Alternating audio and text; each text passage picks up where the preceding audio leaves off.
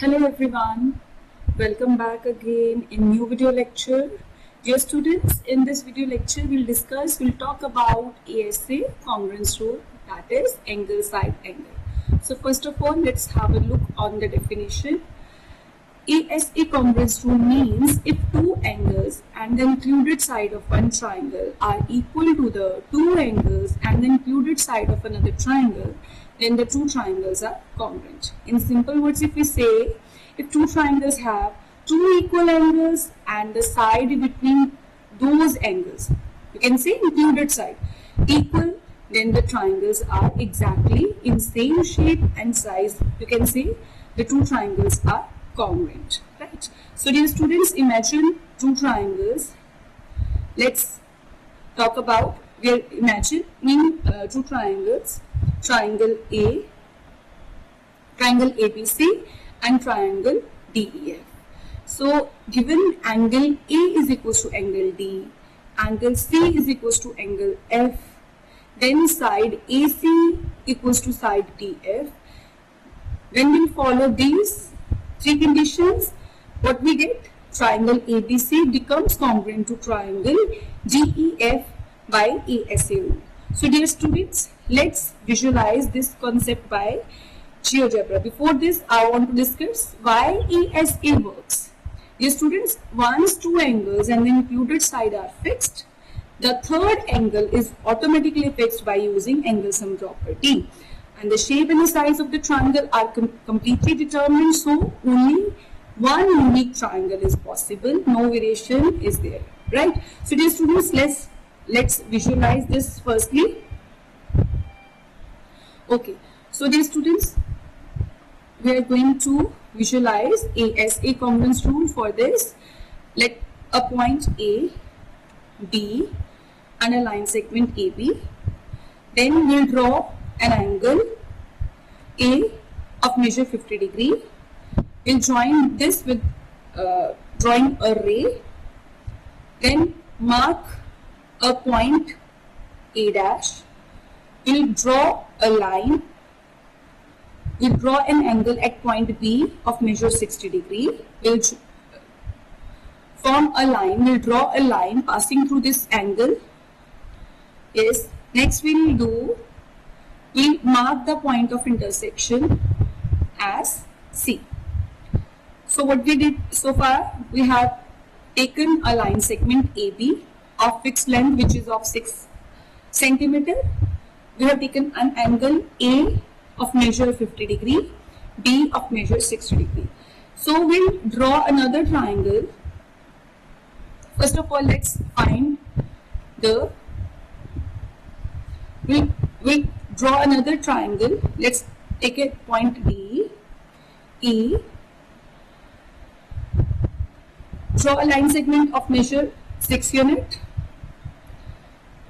Now we'll draw an angle of 50 degree at point D, another angle at point E, which is of measure 60 degree. Now mark the point of intersection. So first of all, dear students, what we have observed, I have measured the angle A, B and C, which is of measure 70 degree. I am highlighting this. Now mark the point of intersection F.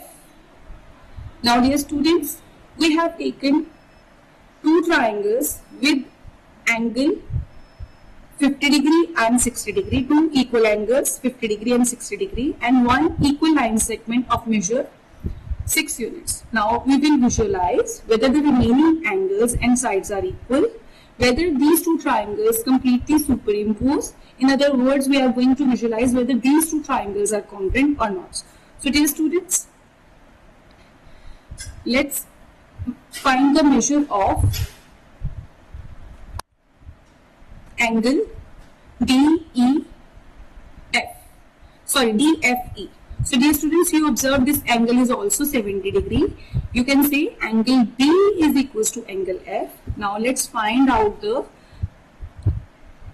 length of line segments.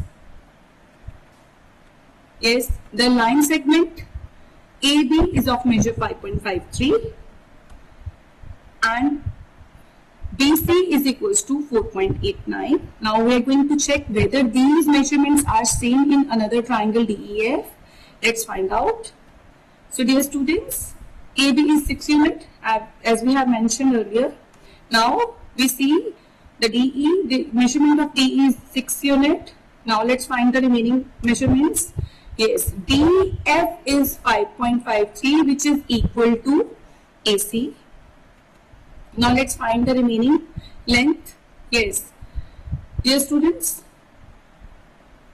you can observe the length of FE. Dear student, this point is this point is F. Let me show you clearly. This point is F point and this point is C point, right?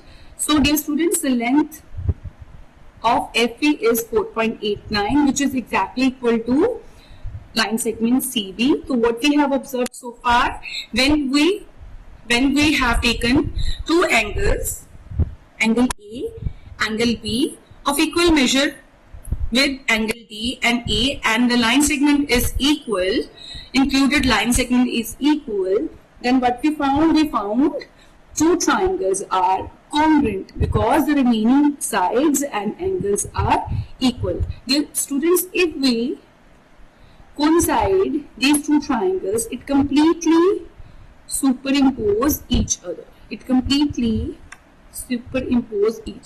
Yes, the students, have you observed? Yes, it's completely, the two triangles completely superimposing each other, showing that, confirming about the ASA rule.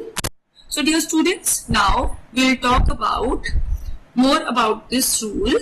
You have visualized well about this rule. Now, why ASA works? The answer is when two angles and included side are fixed, the third angle is automatically fixed by using angle sum property, and the shape and size of the triangle are completely determined. So one more question, can ASA be used as AAS? Answer is yes.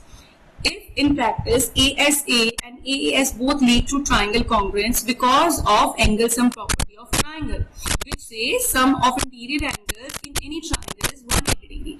Because we have taken two angles and third angle, by angle sum property we find equal in both triangles. So if you know two angles, you automatically get the third angle equal in both triangles, right? So why is ASA is equals to AS? The key points are, in both rules we are using two angles in one side. Knowing two angles means the third is fixed, the triangle is fully determined, and only one unique triangle can be formed using this. So what is the difference between ASA and AS? Dear students, let's visualize it more. ASA between two angles means angle side angle. AS not between angles, angle side. We draw angle and angle, angle and side. I hope these rules are clear. The difference between these two rules is clear to everyone. Dear students, watch this video again and again. I hope you have visualized well logically about the ASA rule. Thank you so much everyone. Happy learning.